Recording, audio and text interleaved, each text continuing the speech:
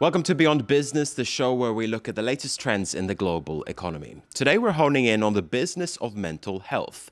We're looking at allegations that drug companies are pushing to change the definition of mental illness for their own benefit. The controversy centers on a book that's been billed as the psychiatrist's Bible. It catalogues mental disorders and their symptoms, and its real name is a lot clunkier, Diagnostic and Statistical Manual of Mental Disorders, or DSM for short.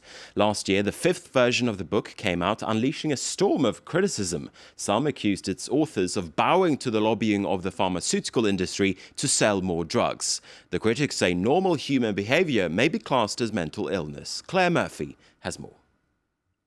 Life is full of ups and downs, but when distresses and disappointments deserve to be classified as psychiatric illness, it's feared millions of healthy people are now being diagnosed with a mental disorder and receiving unnecessary treatment.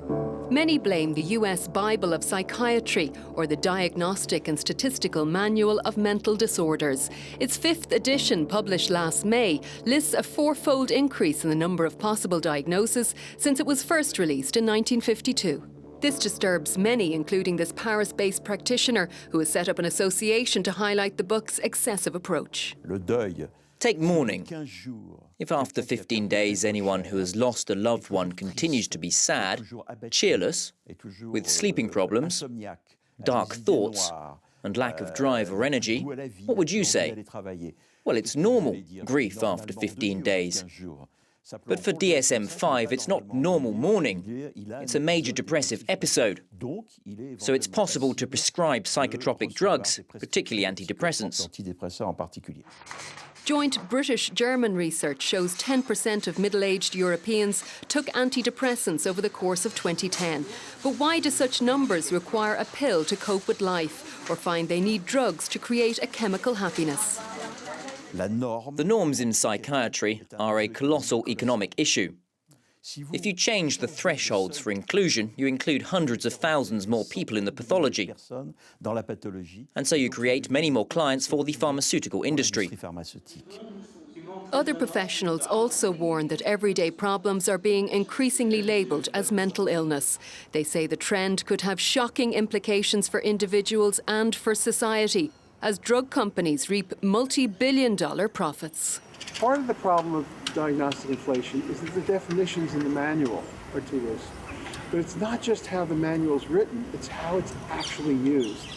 And the drug companies have had tremendous influence in convincing doctors and patients and school teachers that psychiatric illness is very common, is often missed, is always caused by a chemical imbalance, and is treatable by a pill.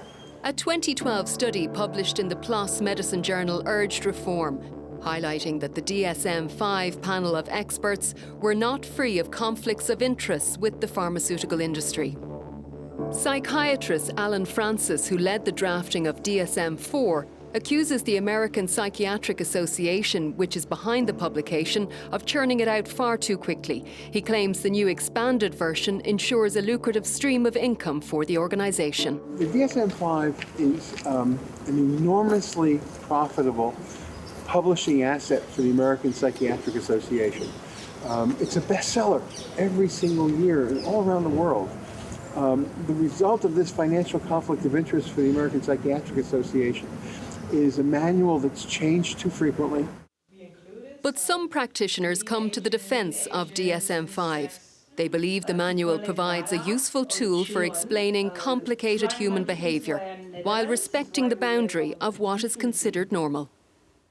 People do not rush to add a diagnosis. This idea that there is diagnostic inflation, I think it's another look, another effort to understand. I think if you read the works of those who produced the DSM-5, it's truly an effort to make it clinically useful. Useful, but for whom? Psychiatrists agree a reference guide providing common terminology for mental illness is a necessity. But who wants a society in which all of its members are defined as ill? Okay, you heard there the criticism directed at the DSM. It's published by the American Psychiatric Association, the largest such organization in the world. It denies the pharmaceutical industry had undue influence over the writing of the DSM-5. Philip Crowther tells us that part of the story from the United States. The American Psychiatric Association is headquartered in this building in Arlington, just across the river from Washington, D.C. One of the men responsible for the DSM-5 is proud of the publication. It defines at which moment an illness can be defined as a mental illness. This is the DSM-1 that was written in 1952. The DSM-5 was written then in just published in May of 2013. This one took 13 years to publish. The cost, almost $22 million. It's now the reference tool for psychiatrists the world over. If this kind of revision process were done by the WHO, which is a political organization, you would often have countries lobbying for their national, perspectives. And if it were done in the U.S., you would have congressional committees that would be dealing with the autism folks and with the Alzheimer's folks and with the schizophrenia. The American Psychiatric Association is the world's largest grouping of psychiatrists, which makes promotion of said publication that little bit easier. So, continuing with our coverage of the very biggest story here at the conference, the launch of the new DSM-5 guidelines.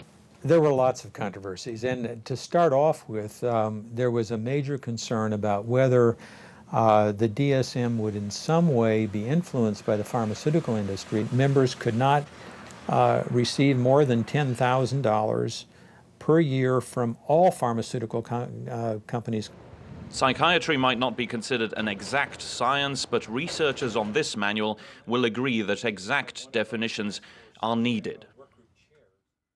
Now, the DSM is far from the only document to define mental illness, but it has become the standard for health professionals around the world. France is no exception, and we went to a mental health centre in this country to see how the DSM is used in practice. Claire Williams has more. Look straight in front of you. Testing blood pressure, taking samples and monitoring weight. Here, body and mind are kept in check. We take a global view of the patient.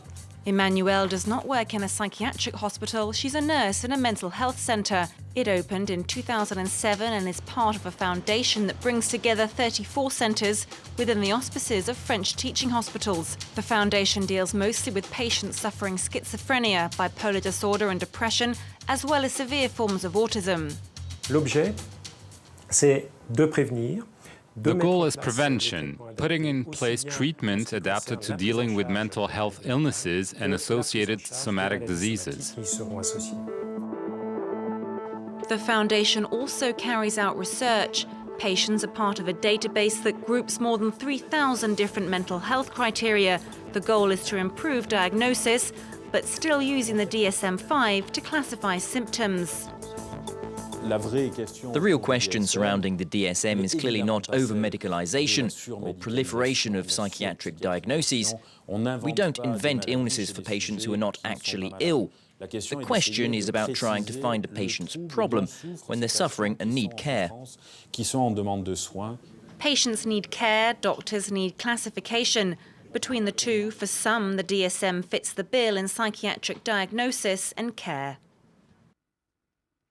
The DSM controversy feeds into a larger debate on how to treat mental illness. Some say doctors reach too easily for the prescription pad. They say health professionals should focus less on medication and more on therapy. The Netherlands is seen as a test case. Let's take a look.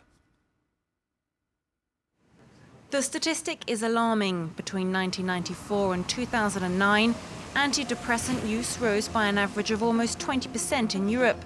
In the Netherlands, the surge was only 3%, partly because the Dutch used to get 5 sessions with a psychologist paid for by the state, helping some avoid turning to antidepressant drugs. A lot of people who are in the primary psychological healthcare are helped within 5 talks and don't need further help. The DSM-5 is used for classification and diagnosis. Marielle Beckers says it's not ideal because it encourages overprescription. If I have the DSM and I have the child over there, I can do, yeah, he has ADHD, but then how do you treat him? You don't want to treat this kid with medicine. because, the problem is in the surrounding. Her advice has fallen on deaf ears in the Dutch government. It's recently stopped subsidising the 5 psychology sessions, opening the door to more prescriptions for antidepressant drugs. Okay, that wraps up this edition of Beyond Business. Don't forget that you can find this and other editions of the program on our website, france24.com. For now, thank you for watching and stay with us here at France 24. We have more news coming your way.